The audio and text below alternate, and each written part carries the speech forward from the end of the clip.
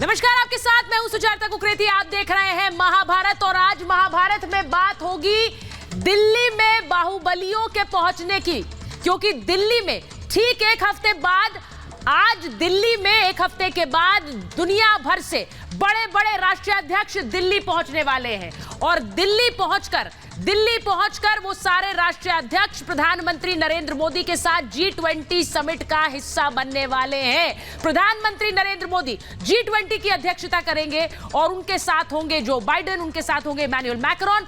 आपको बता दें कि ये बहुत बड़ा सम्मेलन जिस पर आज स्टूडियो में हम सम्मेलन करने वाले हैं, G20 को लेकर एक सम्मेलन आज स्टूडियो में भी होगा, क्योंकि तैयारियां पुख्ता हो गई हैं। और G20 के मेहमान, सबसे पहले आपको बता रही हूं कि ठीक एक हफ्ते बाद कौन कौन लोग होंगे जिनके साथ प्रधानमंत्री नरेंद्र मोदी हाथ मिलाएंगे और इस G20 की मेजबानी करेंगे। जो बाइडेन अमेरिका के राष्ट्रपति उसमें शामिल होंगे। ऋषि सुनक जो कि भारतीय मूल के ब्रिटेन के प्रधानमंत्री हैं, वो भी दिल्ली आ रहे हैं। दुनिया के सबसे शक्तिशाली शख्स अमेरिकी राष्ट्रपति को माना जाता है, इसीलिए दिल्ली किस तरह तब्दील हो जाएगी वो आज आपको दिखाएंगे। इसी के साथ साथ इमैनुअल मैक्रोन फ्रांस के राष्ट्रपति भी दिल्ली आ रहे हैं। एंथनी एल्बनीज द बॉस कहने वाले प्रधानमंत्री नरेंद्र मोदी को, ऑस्ट्रेलिया के प्रधानमंत्री, वो भी दिल्ली में होंगे। और इसी के साथ साथ जस्टिन ट्रूडो कनाडा के प्रधानमंत्री हैं, यू सुक योल जो कि दक्षिण कोरिया के राष्ट्रपति हैं और शेख हसीना बांग्लादेश की प्रधानमंत्री, वो भी आएंगी यही दिल्ली और दिल्ली में G20 सम्मेलन का हिस्सा बनेंगे। 20 दुनिया की बड़ी अर्थव्यवस्थाएं जिसमें 19 देश और यूरोपियन यूनियन आता है, उसके राष्ट्रीय अध्यक्ष यही दिल्ली में होंगे। ये सब प्रधानमंत्री नरेंद्र मोदी के साथ G20 के सम्मेलन का हिस्सा बनेंगे। लेकिन दिल्ली कैसे तब्दील हो रही है, आज आपको मैं ये बताने वाली हूं कि दिल्ली में खास इंतजाम इसी के लिए किए गए हैं। वो आपको बताती हूं कि इन बड़े बड़े महाबलियों के लिए किस तरह सुरक्षा के इंतजाम किए गए हैं। उस समय दिल्ली में किस तरह का बंदोबस्त होगा, पहले यह समझ लीजिए। दिल्ली में क्या होगा, जरा चलाएं उसे विक्रांत। दिल्ली में उस समय G20 को लेकर हाई अलर्ट है, जिसकी ड्रेस रिहर्सल आज भी हुई है। दिल्ली में हाई अलर्ट है और इसी के साथ साथ 1,30,000 जवानों की तैनाती सिर्फ दिल्ली में है। पूरा दिल्ली किले में तब्दील हो जाएगा। दिल्ली में अर्धसैनिक बल भी तैनात होंगे, क्योंकि दिल्ली पुलिस के पास सिर्फ इतने कर्मी नहीं है। अर्धसैनिक बल यानी CRPF, CAPF सब उसमें तैनात होगा। CRPF रक्षक की 50 टीमें तैयार हैं और उन्हें खास तरह की ट्रेनिंग दी गई है। वो ट्रेनिंग क्या है वो भी आगे आपको बताऊंगी। रक्षक टीम के 1000 जवान G20 के लिए शामिल हैं। अब इन्हें खास तरह की ट्रेनिंग दी है। 300 बुलेट प्रूफ गाड़ियां तैयार हैं, क्योंकि ये राष्ट्रीय अध्यक्ष जो अपने अपने देशों के राष्ट्रपति या प्रधानमंत्री हैं, उनके लिए ये बुलेट प्रूफ गाड़ियां इस्तेमाल होंगी, जो कि करोड़ों की गाड़ियां हैं। CRPF के 1000 जवानों को इसके लिए ट्रेनिंग दी गई है। VIP सुरक्षा का हिस्सा रहे हैं ये जवान। जो लोग जिन्हें ट्रेनिंग दी गई, या तो ये SPG में रहे हैं या NSG में रहे हैं, ये वहां काम कर चुके हैं, इसलिए इन्हें पता है VIP मूवमेंट क्या होता है। राष्ट्रीय अध्यक्षों के काफिले में रहेंगे ये जवान, इन्हीं को लगाया गया है। अब आपको ये भी बताती हूं कि इन्हें किस तरह की ट्रेनिंग दी गई है, वो समझना जरूरी है। क्योंकि जब जो बाइडेन अमेरिका के राष्ट्रपति, जो कि दुनिया के सबसे शक्तिशाली राष्ट्राध्यक्ष हैं, वो जब हिंदुस्तान में होंगे, दिल्ली में होंगे, तो उनकी सुरक्षा काफिले में जो लोग लगे हैं, काफिले से ठहरने तक VIP की सुरक्षा की जिम्मेदारी इन्हीं पर होगी।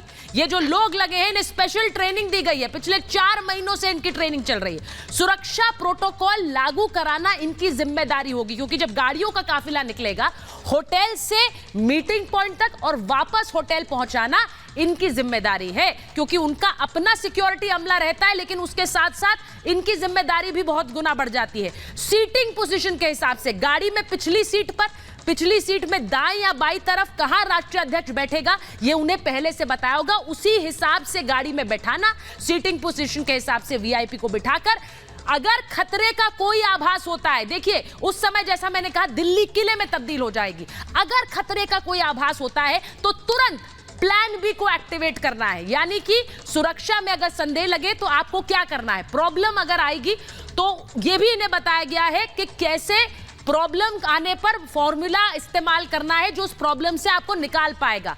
कितने दायरे पर साथ चलने वाली गाड़ियां रहेंगी, अगर राष्ट्रीय अध्यक्ष की गाड़ी यहां है कितने मीटर पर दूसरी गाड़ी, काफिले की गाड़ियों में की कतार तय करना, कितनी गाड़ियां उसमें होंगी, इस सब की ट्रेनिंग दी गई है इन्हें। कुछ इसी तरह से काफिला निकलेगा राष्ट्रीय अध्यक्षों का और पूरी दिल्ली कैसे पटी होगी। मैंने कहा 1,30,000 जवान वहां पर तैनात होंगे, लेकिन लोगों के मन में एक डर है कि क्या दिल्ली पूरी तरह से उस समय बंद हो जाएगा। जरा सुनिए कि दिल्ली पुलिस के वरिष्ठ अफसर क्या बता रहे हैं।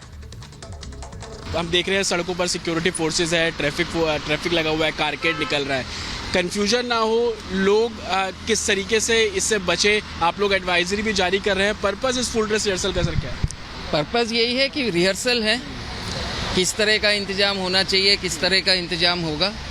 8 और 9, 10 की जो समिट होगा उसमें जो इंतजाम है उसके बारे में जो ट्रैफिक एडवाइजरी में विस्तार से दे दिया गया है, और कोई भ्रांति या कन्फ्यूजन नहीं रहे कि कहीं दिल्ली बिल्कुल बंद हो जाएगी, ऐसा कुछ नहीं होगा। दिल्ली में यातायात सामान्य रूप से चलेगा। नई दिल्ली का जो क्षेत्र है उसे नियंत्रित जोन की जो है बनाया गया है, उसमें कुछ रिस्ट्रिक्शंस रहेंगी। जो इसेंशियल सर्विसेज हैं सामान्य तौर पर पहले की तरह चलती रहेंगी। मेट्रो सेवाएं पूरी दिल्ली में चलेंगी। बस सर्विसेज जो हैं वो रिंग रोड या रिंग रोड के बाहर की साइड में सामान्य रूप से चलेंगी। लुटियन जोन की अगर हम बात करते हैं, नई दिल्ली की बात करें, पूरे तरीके से ट्रैफिक के लिए बंद रहेगा? देखिए, नियंत्रित क्षेत्र में कुछ आइडेंटिफाइड व्हीकल्स का मूवमेंट रहेगा, उनका अलाउ रहेगा। बाकी विस्तार से आप ट्रैफिक एडवाइजरी को देख लीजिए, आपको समझ में आ जाएगा। तो दिल्ली पुलिस G20 के दौरान किस तरह से अमला अपना संभालेगी, किस तरह जिम्मेदारी निभाएगी, लेकिन इसी के साथ साथ पूरे दिल्ली पर कैसे चप्पे चप्पे पर भारतीय वायुसेना की नजर रहेगी, इसको भी समझ लीजिए।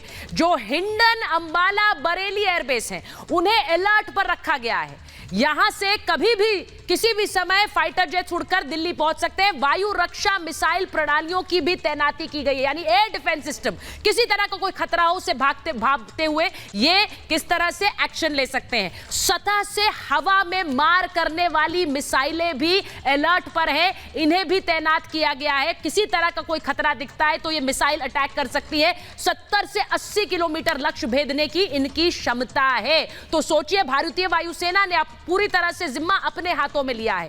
जो आकाश मिसाइल है वो भी एक डिफेंस शील्ड बनाएगी, सुरक्षा कवच बनाएगी। आप एक तरफ देख रहे हैं, यहां पर देखिए जो भारत मंडपम है जहां पर ये पूरा समागम होना है, सम्मेलन होना है, वहीं दूसरी तरफ भारतीय वायुसेना की नजर उस पर लगातार बनी हुई है। जो लड़ाकू विमान है उन्हें भी अलर्ट मोड पर रखा गया है, वो हाई अलर्ट पर रहेंगे। लड़ाकू विमानों को, जिनमें राफेल, मिराज, सुखोई, MKI, जिनकी तैनाती उस समय दिल्ली के आसपास जो एयर बेसेस हैं वहां पर रहेगी।